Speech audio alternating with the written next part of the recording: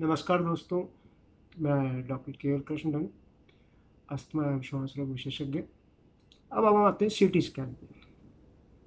CT scan एक बहुत महत्वपूर्ण जांच है, लेकिन ये भी वक्त पे कराई जाए तो ही अपन इसको पकड़ सकते हैं।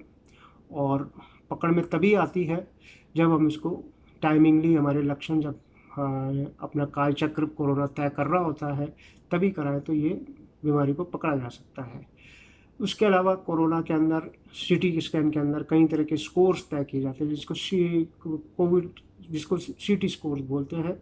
और ये जो सीटी स्कैन है जनरली आपको 5वें दिन के बाद, 6ठे दिन, 7वें दिन, 8वें दिन, 9वें दिन कभी भी आप करा सकते हैं। लेकिन शुरू के 5 दिन में आपको कोई फ़ायदा नहीं होता सीटी स्कैन कराने से, अनटिल अनलेस या आपकी अन्यथा जब तक कि आपकी ऑक्सीजन की कमी नहीं होने लग गई हो शुरू के 5 दिन के अंदर, तब तक सीटी स्कैन का कोई भी रोल नहीं होता। 6ठे दिन आप सीटी स्कैन करा सकते हैं अगर आपको लक्षण कोरोना के थे।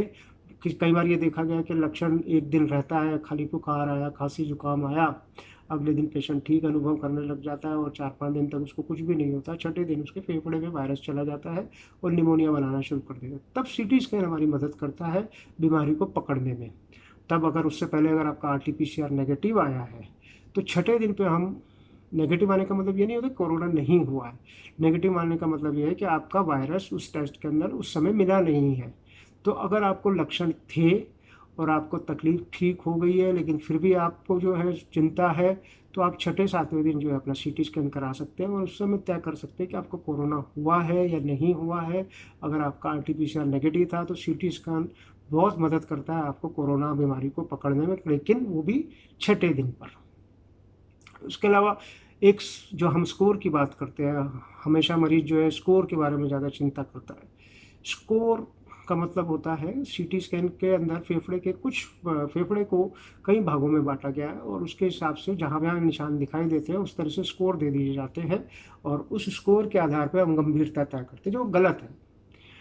कभी भी कोरोना के इलाज के अंदर सीटी स्कैन के स्कोर का ज़्यादा महत्व नहीं होता। हाँ, ये ज़रूर है कि अगर आपका स्कोर बहुत ज़्यादा है, बहुत बढ़ा हुआ है, तो ये मालूम पड़ता है कि निमोनिया सब जगह फैला हुआ है। प्रायः देखा गया है कि ज़्यादा स्कोर वाले भी घर के अंदर ठीक हुए हैं, जिनके 15-15, 16-16 स्कोर थे वो घर में भी ठीक हो गए हैं और होम आइसोलेशन में साधारण दवाइयों से ठीक हुए हैं।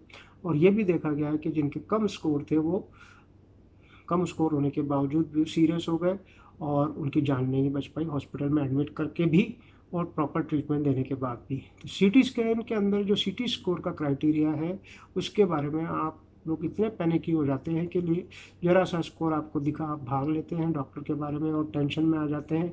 नहीं, आपको टेंशन नहीं लेनी है। जब भी आपको अगर सीटी स्कैन के अंदर आपको निमोनिया दिखता है या कोई स्कोर अब नॉर्मल दिखता है, आप सबसे सही तरीका है घर के अंदर एक पल्स ऑक्सीमीटर रखें। पल्स ऑक्सीमीटर से अपने ऑक्सीजन लेवल को चेक करें। अगर आपका ऑक्सीजन लेवल ठीक आ रहा है तो इसका फिर उसके बाद 6 मिनट चलिए। 6 मिनट चलने के बाद वापस से ऑक्सीजन के लेवल को चेक करें। अगर वो नॉर्मल आ रहा है तो चिंता ना करें, डॉक्टर के लिए इतनी जल्दी परेशान मत होएं, अपने दिमाग में पैनिक मत होएं और अपने आप को ढांढस बंधाएं कि आपकी बीमारी अभी गंभीर नहीं हुई है। लेकिन साथ ही आप डी डाइमर टेस्ट ज़रूर करा लें, ताकि अगर आपको कोई ब्लड में खून में थक्के जमने की कोई प्रक्रिया चल रही है तो उसके आधार पर हम इलाज में परिवर्तन ला सकते हैं घर के अंदर ही। इसके अलावा ये देखा गया है कि सीटी स्कोर जो है वो 7वें-8वें दिन हर एक केस में बढ़ता है। हर एक केस के अंदर कम था तो बढ़ेगा ही बढ़ेगा। तो बार बार सीटी स्कैन करा करके हम स्कोर बढ़ रहा है, स्कोर घट रहा है, ये कोई क्रिकेट का स्कोर नहीं है। बढ़ रहा है, घट रहा है, इस पे चिंता ना करें। ध्यान दें कि आपका ऑक्सीजन लेवल नहीं घटना चाहिए, वो सबसे ज़्यादा ज़रूरी है। ऑक्सीजन लेवल जहाँ आपका घट रहा है, आपको बुखार नहीं उतर रहा है, आपके जो है स्वास्थ्य में सुधार नहीं हो रहा है या आपके जो है कुछ और नए परिवर्तन होने शुरू हो गए हैं शरीर के अंदर, तब जाकर के आप सचेत रहें, तब जाके आप चिंता मत करें।